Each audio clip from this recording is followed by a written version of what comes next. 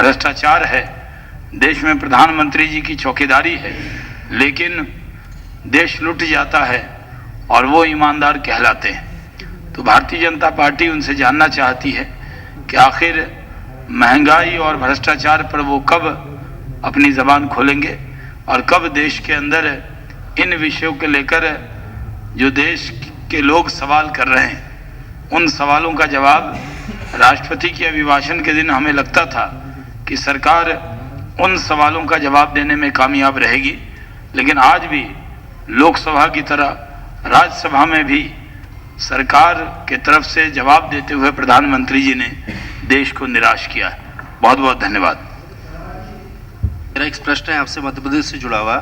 प्रधानमंत्री जी ने अपने भाषण में मध्य प्रदेश और बिहार के में जो विकास कार्य चलाए जा रहे हैं उनकी तारीफ की है, लेकिन गुजरात का नाम कहीं नहीं लिया है। सबसे पहला सवाल तो है कि आप क्या इससे अर्थ लगाते हैं, और दूसरा जो गुजरात की तारीफ नहीं की उस पर आपका क्या कहना है? देखिए, प्रधानमंत्री जी को बड़े दिल का होना चाहिए।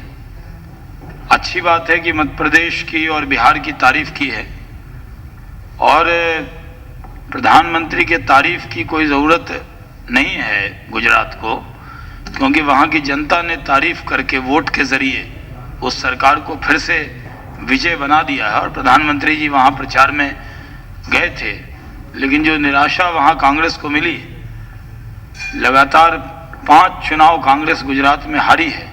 तो कांग्रेस प्रधानमंत्री, देश के प्रधानमंत्री भी हैं और कांग्रेस के नेता हैं, तो प्रधानमंत्री के तौर पर बिहार और मध्य प्रदेश की तारीफ की, उन्होंने तारीफ की, उसकी हम उनके प्रशंसा का स्वागत करते हैं। और कांग्रेस के नेता के तौर पर गुजरात भूल गए, क्योंकि गुजरात की जनता ने कांग्रेस को भुला दिया।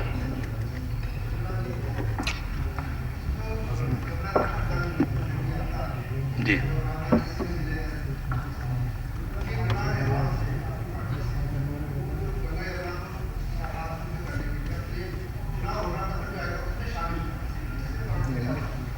देखिए, आज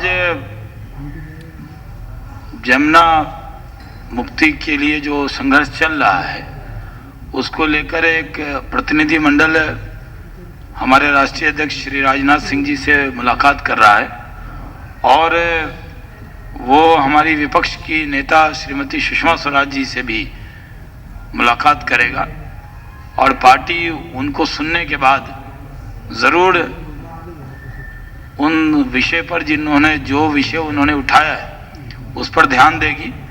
क्योंकि जिस तरह गंगा नदी और जमुना भी पूरी तरह से दूषित हुई है और सरकार सिर्फ घोषणा करती रही है, अब ये वक्त आ गया है कि पूरे देश को गंगा जमुना के लिए खड़े होने का वक्त है। जानवाज जी, प्रधानमंत्री ने लोकसभा में बहुत सी फिगर्स दी थी एनडीए और यूपीए को कंपेयर करने के लिए। जाहिर है प्रधानमंत्री आपके हिसाब से झूठ ही बोल रहे होंगे, तो उसके खिलाफ आप कोई प्रिविलेज मोशन लगाएंगे उनके झूठ बोलने पे? ये तो आपका इल्जाम है झूठ बोलने वाला। बीजेपी के आप उस दिन प्रेस में नहीं आए थे जब उनके बोलने के बाद यहाँ हमने प्रेस किया था, और लोकसभा में जो उन्होंने कहा था उसका जवाब यहाँ से दिया गया था। जहाँ तक प्रधानमंत्री और ये सरकार पहले अपने साल के आंकड़े देती थी, अब वो 5 साल और 9 साल पर आ गए, और इसलिए प्रधानमंत्री जी को जो जवाब भारतीय जनता पार्टी के राष्ट्रीय परिषद में जो सवाल उठे थे उन सवालों का जवाब क्योंकि उनके किसी प्रवक्ता ने नहीं दिया, इसलिए उन्होंने राष्ट्रपति के अभिभाषण में किसने क्या बोला इसको बोलने की जगह उनका ध्यान इस भवन में बोले हुए शब्दों पर नहीं था, तालकटोरा भवन में जो बोला गया उस पर वो ज्यादा जवाब देना चाहते थे, लेकिन वो जवाब न तालकटोरा भवन का दे सके न संसद भवन का दे सके।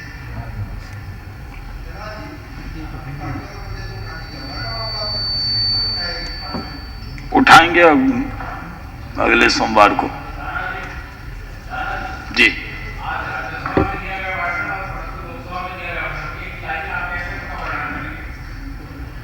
मायूसी की लकीर जो प्रधानमंत्री जी ने लोकसभा में खींची थी वो राज्यसभा के भाषण के बाद और गहरी हो गई।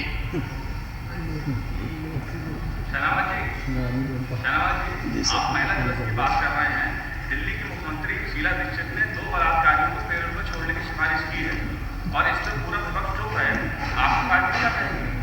नहीं, मैंने भी आज इस पर नोटिस दिया था, क्योंकि दिल्ली के एक प्रतिष्ठित अखबार में आज ये छपा था कि शीला जी ने बलात्कारियों को पैरोल पर छोड़ने की सिफारिश की है।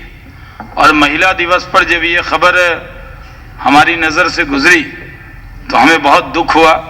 एक तरफ बड़ी बड़ी बात की जाती है कि दिल्ली की मुख्यमंत्री महिला हैं और उनके मुख्यमंत्री रहते हुए दिल्ली महिलाओं के लिए सबसे असुरक्षित जगह हो गई है, और इस विषय को फिर से हम सोमवार को पार्लियामेंट में उठाएंगे कि क्यों बलात्कारियों को ये सरकार कभी राष्ट्रपति के यहाँ सिफारिश करके उनकी फांसी की सजा को माफ कराने की कोशिश करती है, और एक तरफ दिल्ली में जो बलात्कारी जेल के अंदर बंद हैं उसको शीला दीक्षित जी की सरकार पैरोल पर छोड़ने की सिफारिश करती है। इससे दुर्भाग्यपूर्ण कोई बात हो नहीं सकती। जहां पूरा देश बलात्कारियों के खिलाफ है, वहां कांग्रेस की ये हमदर्दी बलात्कारियों के पक्ष में क्यों है, ये भी हम सवाल कांग्रेस से पूछना चाहते हैं।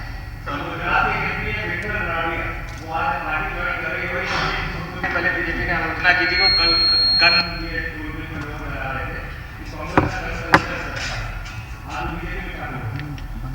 हाँ, भारतीय जनता पार्टी में आ रहे हैं, और आप जानते हैं कि भारतीय जनता पार्टी में काम कर रहे कार्यकर्ता कानून को हाथ में नहीं लेते। ये कांग्रेस के कार्यकर्ताओं की आदत रही।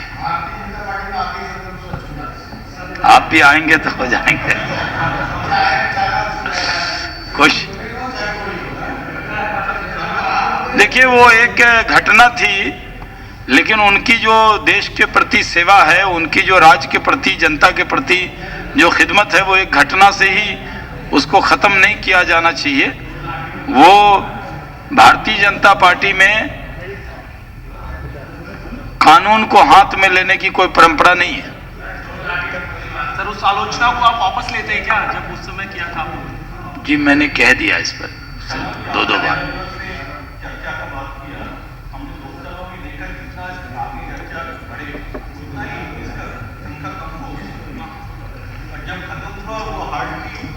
जी, आपने ये सही सवाल किया। मैं तो 1:10 पे उठा, क्योंकि मुझे जुमे की नमाज पढ़नी थी, इसलिए मैं उठा था। और आज क्योंकि फ्राइडे है और प्राइवेट मेंबर बिल होता है, तो नॉर्मल लंच के बाद सांसदों की संख्या कम होती है, क्योंकि जनता भी वहाँ इंतज़ार करती है कॉन्स्टिट्यूंसी में, और जिनका प्राइवेट मेंबर में जिनको बोलना होता है वही लंच तक रह पाते हैं। इसमें जानबूझकर लोग नहीं उठे थे, लेकिन संख्या रहती और तो अच्छा होता। नहीं, मैंने तो अपना, क्योंकि मैं भी एक सांसद हूँ, प्रवक्ता के नाते जवाब दे रहा हूँ, लेकिन जो मैंने आपको बता दिया, एक आप तो वहाँ उधर कभी जाएंगे तो 1:15 पे खुतबा शुरू होता है, 1:25 पे नमाज खड़ी हो जाती है, और फिर उसके बाद 1:40 पे मैं वापस आ गया था। नहीं, मैंने आपको बता दिया, आपके लिए कभी ठीक रहेगा फ्यूचर में, कभी अगर आपका मन हुआ वहां जाने का तो। बहुत बहुत शुक्रिया आपका।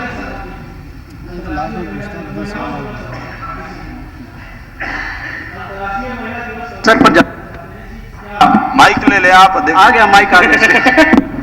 बीजेपी की जो नई कार्यकारिणी का गठन होगा, आप उसमें विनय कटियार जी हो, चाहे अमित शाह हो, या शाहनवाज हुसैन हो, रुड्डी हो, रविशंकर जी हो, क्या इनके साथ महिलाओं के प्रतिनिधित्व के तौर पर उमा भारती का भी नाम होगा उसमें? अध्यक्ष जी जब घोषणा करेंगे तो लिस्ट आपके पास आएगी, और पार्टी इन चीजों का पूरा ध्यान रखती है। जल्द से जल्द। जी,